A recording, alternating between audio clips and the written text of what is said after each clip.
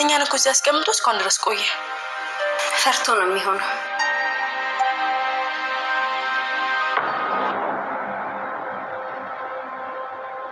ሲሚ ሰላምዬ ባልየው ፈልጋለሁ ካለ እዚሁ ምድራችሁ።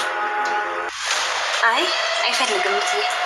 ሰው እኮ አንዴ ከተዳረ በኋላ ሁለተኛ ትዳር የለም። ትዳር እኮ አንዴ ብቻ። ልጅ የምጣድ ገል ተሰብሮ ቤት መስሪያ ሸክላ ይሆናል።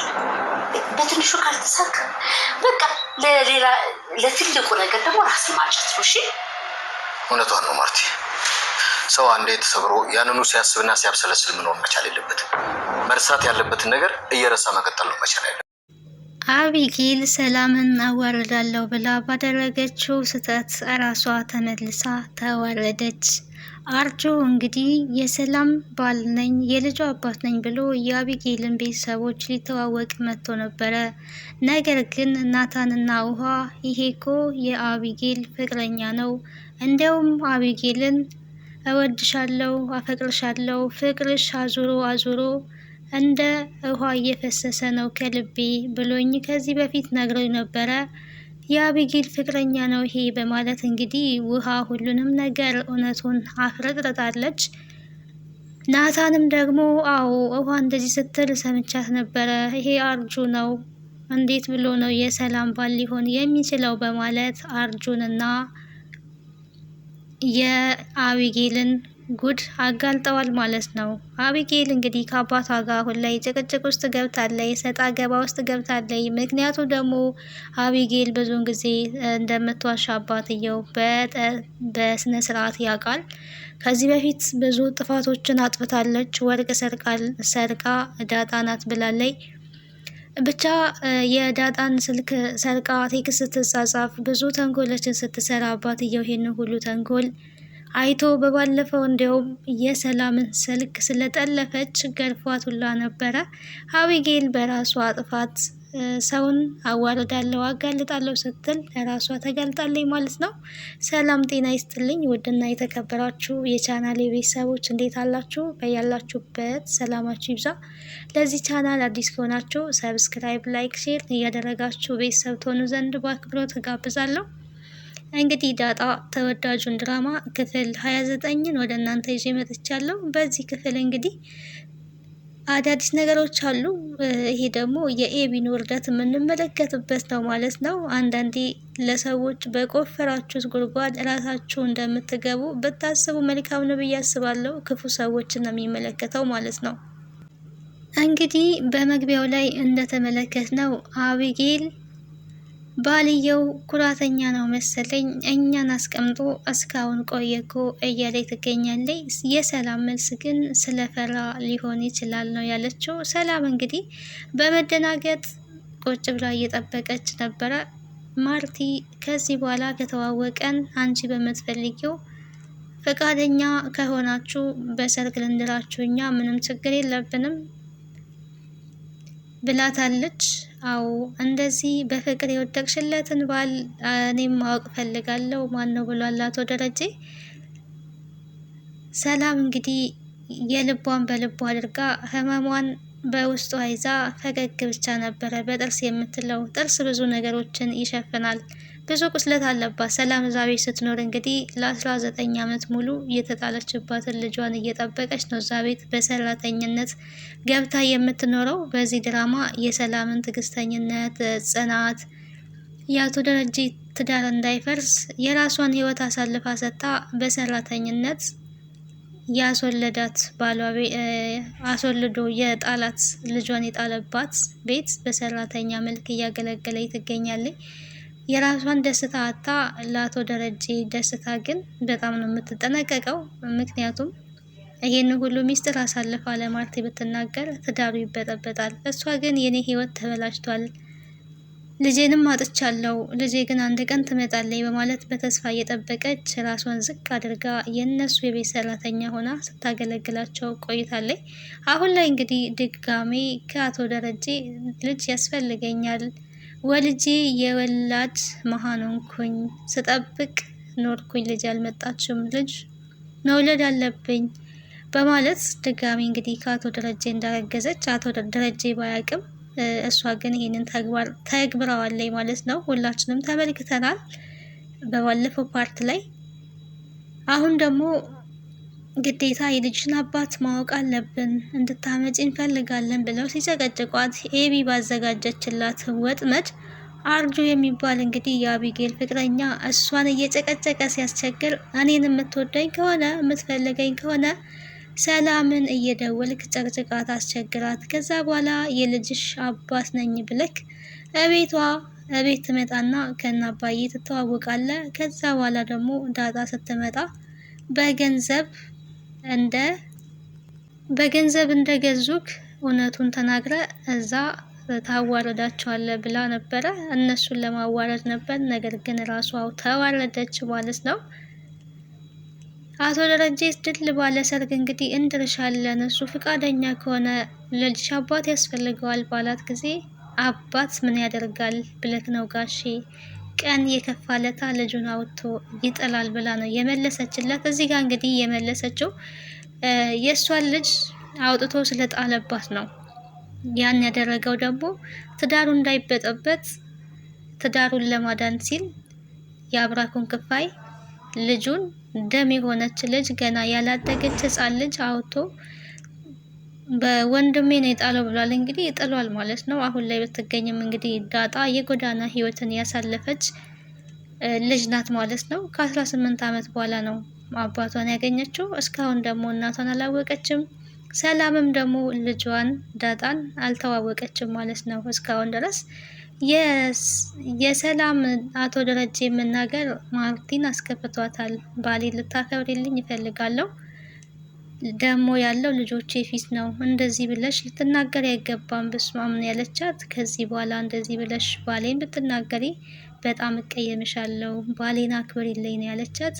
ማርቲ እንግዲህ ለባሏ ያላት ክብር፣ ለትዳሯ ያላት ክብር ይለያል። እውነት ለመናገር የተከበረች ሴት ራሷን የምታስከብር ትዳሯን የምታከብር ልባም ሴት ናት። ለቤተሰቦቿ ድርድር የሌላት በቃ መልካም ሴት። እንዴ ብዬ ልንገራችሁ፣ ድራማ ቢሆንም በጣም አስተዋይ ሴት ናት እና ነገሮችን የምትፈታበት መንገድ፣ ቤት ውስጥ የሆነ ልጆቹ ሲጣላ በራሷ ሀንድል የምታደርግበት መንገድ ያስደንቃል። ትዕግስቷ፣ ለትዳሯ ያላት እምነት፣ ባሏን መውደዷ በጣም ደስ የሚል ነገር ነው። ነገር ግን ይሄን ሁሉ መስዋዕት ከፍላ በንጹህ ልቧ ቤቷን ትዳሯን የምትመራ ሴት ከጀርባዋ ግን ምን እንደተሰራ ምን እየተሰራ እንዳለ ምንም የምታውቀው ነገር የለምና ይሄ ደግሞ በጣም ያስገርማል፣ ያስደንቃል። ማርቲ ጉዳን አላወቀችም። ህይወት በእርግጥ ያለምንም ጥርጥር ራስን አሳልፎ መስጠት ነው ፍቅር። ማርቲ ያደረገችው ያንን ነው ለራሷ። በዚህ ዓለም ላይ ስንኖር ሰው አመነኝ ወደደኝ ብለን ከሌላ ሰው መጠበቅ ሳይሆን እኛ ማድረግ ያለብንን በሙሉ ልባችን ማድረግ ነው። ምላሽ ያለመፈለግ ማለት ነው። ፍቅር ያ ነው። ምላሽ ሳንፈልግ የሆነ ነገር ሳንጠብቅ ለወደድነው ሰው እስከ ጥግ ድረስ መታመን፣ እሱን እስከ ጥግ ድረስ ማፍቀር። ማርቲ ያደረገችው ያንን ነው። ነገር ግን አቶ ደረጀ በላዋ ላይ እንግዲህ የ18 ዓመት ልጅ አደርሷል ወልዶ ማለት ነው። ያው ስህተት ነው። ይሄንን ስህተት ደግሞ እስካሁን ድረስ ደብቆ ነው የያዘው ወይ አልነገራትም። እኔ አሁን ላይ በጣም የሚያሳስበኝ እንደ ሴት ሆኜ ሳስበው ማርቲ በጣም ነው የምታምነው ባሏል እና ይሄንን እውነት የሰማች ለታ ልቧ ምን ያህል ሊሰበር ይችላል የሚለው ነገር የእውነት ያሳስበኛል። ድራማ ነው በእርግጥ ግን በእውነተኛ ህይወትም እንደዚህ አይነት ሰዎች ስላሉ ነው ብዙ የምንመለከተው ነገር ስላለ ከዛ በኋላ አቶ ደረጀን እንዴት አድርጋ ልታምነው ትችላለች? በእርግጥ በክብሬ አልደራደርም፣ ትዳሬን እበትናለሁ የሆነ ነገር ባይበት ነው ያለችውና የእውነት ብትሰማ ትዳሯን ትበትናለች ወይስ አብራ ትቀጥላለች የሚለው ከምንም በላይ አሳሳቢ ነው። ያው ትዳር ዋጋ የተከፈለበት ትዳር ነው። ዝም ብለን የምናፈርሰው ነገርም አይደለም። እስከ ህይወት ፍጻሜ የምንቆይበት ነው ማለት ነው የትዳር ህይወት። ግን ከዛ በኋላ አብራ ትዳሯን መቀጠሏ እንደ በፊቱ አቶ ደረጀን ታምነዋለች ወይ ለሚለው በጣም የማይሆን ነገር የማይታሰብ ነገር ነው። በጣም ሰዎችን ስታምኑ ስትወዱ የሆነ ነገር ደግሞ ካገኛችሁባቸው ያልጠበቃችሁን ነገር ለዛውም በቃ ልብ ከዛም በኋላ ተመልሶ አይቀበልም። ሁሌም ይጠራጥራል ብዬ ነው የማምነው እንደኔ ሀሳብና ብቻ አላቅም። ሰው ለታመነለት ሰው መጠንቀቅ አለበት ብዬ ነው የማስበው እንደ ሀሳብ። ማርቲ በጣም ታማኝ ሴት፣ ጠንካራ ሴት፣ ለትዳሯ ብርቱ የሆነች ሴት ስለሆነች አቶ ደረጀ ሊጠነቀቅላት ይገባል። ሚስቴክ ያው ተፈጥሯል፣ ግን አሁን ደግሞ የእሷ ልብ መሰበር የለበትም በእሱ ስህተት ብዬ አምናለሁ። ወይ ባትሰማ የተሻለ ነው። ሌላ እንግዲህ ዳጣ ደግሞ ከናታን ጋር ናታን የሆነ ቦታ ሄዶ ነበር። ዳጣ ሄዳ ነበረ እና ናታን ተከትሏት ሄዶ ነበረ። የሄደችበት ቦታ ያው በጣም ደስ የሚል ቦታ ነበረ። ተከትሏት ሄዶ አንቺ ግን እዚህ ቦታ ብቻሽን ስትመጪ ለምን አልነገርሽኝም? እንደዚህ የሚያምር ቦታ ጥለሽኝ ለምን መጣሽ ነው ያላት። ለምንድን ነው ያው ተከትለኸኝ መተሃል አይደለን ያለችው። ሰላም እንግዲህ ናታን እና ዳጣ አብረው እንዲሆኑ ትፈልጋለች። ናታን ግን ምንም ቢፈልጋትም እሱ የሄደበት ያለው መስመር ዳጣን ለማስቀናት ነው እያደረገ ያለው ማለት ነው። ዳጣ ደግሞ እየቀናች አይደለም። ምክንያቱም ኤቢ እህቷ ናታን ስለምትወደው ምንም በመሀል ላይ መግባት አልፈለገችም። ሰላም ግን ምክሯ ዳጣ ብልህ ልጅ ናት፣ እንዲያውም እትዬ ለትዳሯ ጠንቃቃ ናት፣ ጎበዝ ሴት ናት ስትል እንግዲህ ሰላም እኔም እንደ እትዬ አይነት ሴት ነው ማግባት የምፈልገው ብሏልና እና ታዲያ ምን ሩቅ አስኬደክ? ይሄው ዳጣ እኮ እዚሁ አለችልክ፣ ሩቅ ፍለጋ መሄድ አይጠበቅብህም። ዳጣ አስተዋይ ናት፣ ብልህ ናት፣ በዛ ላይ ቀልደኛ ናት እና ምርጥ ሴት ናት። እች ልጅ ግን ባታመልጥ ይሻላል እያለች እየመከረችው ነው። እሷ እኮ ምንም ሊገባት አልቻለም፣ አትረዳም ነው ያላት። ማትረዳው ያልገባ ካንተ ነህ። እኛ ሴቶች ብንፈልግም እንፈልጋለን አንልም ያለችው እዚህ ጋር እውነት ነው የተናገረችው። ከወንድ ነው ሁሉም ነገር መምጣት ያለበት፣ እንደ ባህላችንም ወንድ ነው ገፍቶ መሄድ ያለበት። የራሱ ሴት ልጅ አሳምኖ የራሱ ማድረግም ያለበት ወንድ ነውና ያንን እየሄደ አይደለም። እሱ እየሄደበት ያለው መንገድ በማስቀናት በቅናት የኔ ትሆናለች ብሎ ነው እያሰበ ያለው።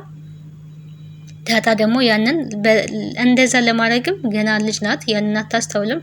ሲቀጥል ደግሞ ፈጣሪ የፈቀደው ይሆናል ብላ የምታስብ ሴት ስለሆነች እንደ ኤቢ ሀሳቡን ግልጽ አድርጋ መናገር አትፈልግም። ዳጣ የምትፈልገውን ነገር በትክክለኝነት አትናገርም። እኛ ሴቶችም ደግሞ እንደዛ ነን። ይልቁኑ እየፈተነችክ ሊሆን ስለሚችል ብትጠነቀቅ ይሻላል። የራስ ማድረግ ያለብህ አንተ ነህ፣ መቅረብ ያለብህ የበለጠ አንተ ነህ ብለዋለች። እንግዲህ እየተከታተለ ይገኛል። ያው እንደሚሳካለት ተስፋ እናደርጋለን። ኤቢ ግን ያው ተዋርዳለች ማለት ነው። ከምንም በላይ በጣም ደስ ይላል። ሁሌም የኤቢ ውርደት እኔ በጣም ነው የሚያስደስተኝ። ምክንያቱም ኤቢ በጣም ተንኮለኛ ስለሆነች ስትዋረድ ደስ ይለኛል። እዛ ቤት በቃ ሁሌ ተንኮል እንደተነሰሰች ነው። እንደው ተሳስታ አንድ ቀን እንኳን ጥሩ ነገር ስትሰራ አልተመለከትናትም። ሰላምንና ዳጣን ከዛ ቤት ለማባረር ነበረ ጥራቷ፣ አልተሳካላትም ማለት ነው። ምክንያቱም ዳጣ ከዛ ቤት ከዚህ በኋላ አትወጣም። ደግሞ እሱ ልጅ ናት፣ የአቶ ደረጀ ልጅ የእሷ እህት ናት። ይሄንን አላወቀችም። እኔ እኮ በጣም ነው የምወድሽ እያለች ሄዳ ስታቅፋትም እኔ ደግሞ ታስጠይኛለሽ ነው የምትላት ማለት ነው። ታስጠይኛለሽ። እና ዳጣና ኤቢ እንግዲህ እንደዚህ እሳትና ጭድ ሆነው አሉ። እችኛዋ ስትቃጠል ያችኛዋ ደግሞ ትስቅባታለች፣ ፈን ታደርጋለች። እና ሰላም እንግዲህ በጣም ነው የምታሳዝነው። እውነት ለመናገር የሰላም ህይወት ያሳዝናል። አቶ ደረጀ ለሰላም ሁሉንም ነገር ማሳወቅ አለበት። ያው ካልተናገርክ ከዚህ ቤት ውጭ የምትለኝ ከሆነ ሁሉንም ሚስጥር እናገራለሁ ብላለች ማለት ነው። ለዛ ሴት ይነግራታል።